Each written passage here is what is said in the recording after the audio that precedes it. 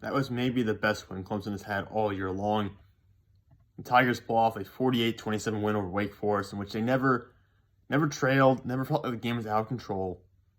I admit going into halftime, I was somewhat disappointed that the game was only 17-10. It really could have been 24-7 or 20-7. So I admit I was disappointed at that point in time. But the offense is finally, and granted, it's against a very bad Wake defense. It's not a very good defense they were against. But the offense finally clicked throughout the game consistently. Things went well consistently. DJ Uyunglele, I know he had that, I don't know if you call it a wrap or a brace on his finger. That was really impacting his spin, really impacting his throwing. He had 3 bad throws alone on the first drive, and at the end of the day, only threw the ball 19 times. But overall, it wasn't a bad game for him considering the fact that he is dealing with that. I will say, you can't blame it all on the injury. I know he's dealing also with a little bit of mobility issues because he has that, was it PC? I forget what it was down in his leg, but he also has a little bit of a leg injury. You can't blame it all on the finger injury, though. He's been inconsistent this entire season. He's been inaccurate this entire season, so I think some of those misses he had were certainly just on him in general, because he's done that before in the past. But at the same point, overall, I said it's a decent game for DJ. It really was. And the offense as a whole, it's hard to be negative when you have over 500 total yards of offense. Let me look at the exact numbers right now. Total yards, 543 yards of offense. That's fantastic. Now, unfortunately, we gave up 406 yards of offense to Wake Forest. So that's not great. But at the same time, you know, a win is a win. This was a good win, a very dominant win, double-digit win, actually 21-point win. So it's great to see the offense just come out and look fluid and have fun and be able to get some backup guys into the game because you have such a lead. And I know we beat UConn last week, but that was expected. I didn't even do a react video for that because, well, 1, I had work, but 2, because I expect them to win. And I expect them to win big. And this game was just, like I said, overall fantastic for the offense. The offensive line has not done well all year long. They come out and they run block really well. Kobe Pace gets going. He has 24 carries for 191 yards and 2 touchdowns.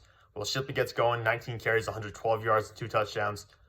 So it's great to see the running backs having basically whatever they wanted out there. DJ did make some great throws. Beaux Collins seems to be the guy right now. And I know we got Justin Ross out for the year. And God and Ladson are dealing with injuries, so I understand that the pass catchers are limited right now. Now, Beaux Collins has been fantastic. Whenever they put him in the lineup, whenever they go into him, he's been consistent. And Davis Allen as well. Davis Allen, a guy who's coming back for next year, apparently, according to Dabo Swinney, along with Jordan McFadden at left tackle. But Davis Allen coming back is huge because he's been phenomenal at tight end for us. Highly underrated.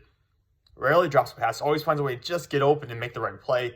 Davis Allen had a very good game. Beaux Collins seems to be the guy right now that this offense can rely on. That go-to guy that, frankly, I mean, even when Justin Ross was healthy, he really wasn't that guy throughout the year. So having Beaux Collins step up now is huge.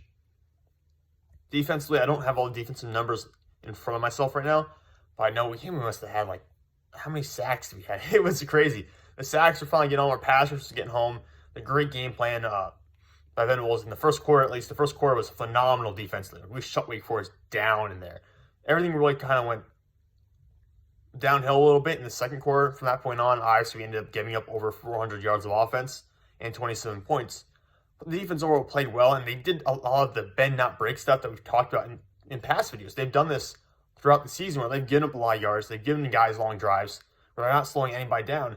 And then the other team gets to the red zone, and they can't score. They have to deal with a field goal. And Clemson did that, I think, twice today against Wake Forest. So that bend, don't break defense is still working. Andrew Booth Jr. gets the interception. I know Miles Murphy had at least 1 or 2 sacks in there. Trenton Simpson got in there a couple of times. So we had some very good pass rush. I'd be interested to see some of the other numbers when they actually come out to see who got the sacks. I think Skalski had one early in the game, which is great to see because him as a super senior, his last game potentially, well, I think his last game has to be his last game, I'm pretty sure at this point, considering how long he's been there. But him going out there, playing well in a winning situation, it's just phenomenal to see for someone like him. Will Shipley, who actually was in my freshman class, my freshman biology class, him going out there for senior day, he got the start today because of all the injuries at wide receiver. But yeah, there's really not a lot to criticize here. I mean, most of my notes are always negative. I'm a picky guy for my favorite teams, but you know, Clemson, as I say, it's hard to be mad about today because of how well everything went. You can't really point to any of the issues and say, I mean, yeah, Kobe Pace, it could have been a lot better had it not been that that semi-fair catch that got called back, that had that punt return touchdown called back because it was a semi-fair catch. The refs called it a fair catch. Then Kobe Pace fumbled later on that drive. Wake Forest took that fumble, and they finally scored. That was the first drive they actually moved the ball, and they scored on that. Had Clemson not had either of those situations, had they not had the fair catch, had they not had the fumble, they probably would have been leading 24-7 at halftime. Or maybe not even that. Maybe it would have been like 24-3. But hey, you know what? All is forgiven for Kobe Pace considering he ran for 191 yards. So that's not a big deal. I'm just very happy that we got a win against a team like this. And technically, Clemson's not out of the ACC championship game. I would not expect them to make it just because they have to rely so much on other things happening for them to actually get a shot at the championship. They need, I think, NC State to lose one of their final 2 games, and they need Wake to lose again next week against Boston College. It's not impossible, but Wake Forest losing what? It'd be 3 games in the final 4 games of the season. It seems somewhat unrealistic. It really does.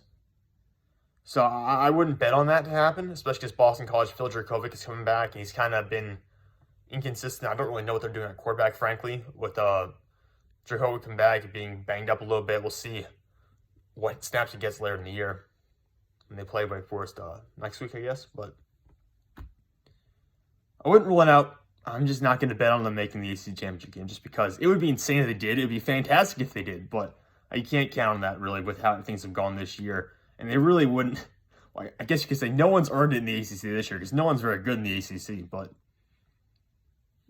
I was going to say Clemson wouldn't have earned it because of everything that happened early in the year, but at the same time, no one else really has, and Clemson's dealt with so many injuries. I mean, today not having Ladson, Ross, and just Brian Brzee, and all these guys went down with injuries.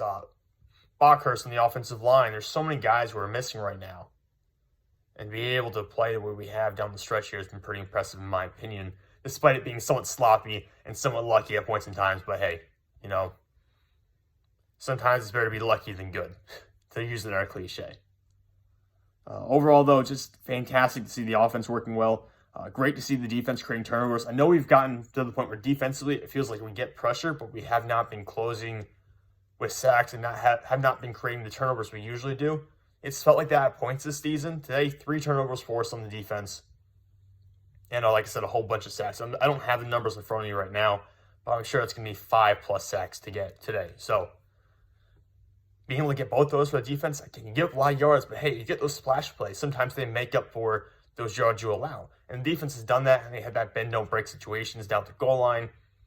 Considering some of the injuries they've had to guys like Brian Brzee and seeing some of the depth we lost through the transfer portal and defense, I'm totally fine with how the defense played today. It's kind of what it is at this point. Like I've said in the past, you have to accept this defense is playing down men, and it's going to be not as strong as it has been in years past. But hey, Wake Forest held to 27 points, 3 turnovers. Sam Hartman looked frustrated for most of the day. Didn't let them run the ball much at all. They only averaged 1.2 yards per carry. That is somewhat altered by Sam Hartman because college football has this dumb thing where they take sack yards and make it negative rush yardage. So it doesn't make any sense to me. But either way, they held Wake Forest fairly low in rushing totals, even without the sack yardage. So overall, A.T. Perry and Ja'Quari Roberson, who are both really good receivers who are going to be drafted this year for Wake Forest, they both had good games. That's kind of be expected. I want to see what Andrew Booth's numbers look like in coverage against those guys. I want to see how that matched up. Because that was not fantastic. I felt like at times they were just driving down the field and Clemson wasn't really giving much resistance. So I want to see what the numbers look like. I want to see the matchups to see how Clemson's defensive backs played out. But again, that's all just small stuff compared to the fact that it was a huge win today. And now we get South Carolina, a rivalry game next week. And that's going to be, oh boy, we better win that one. That's all I can say. I'm going to end the video here, guys, but thank you so much for watching. I'll talk to you all later.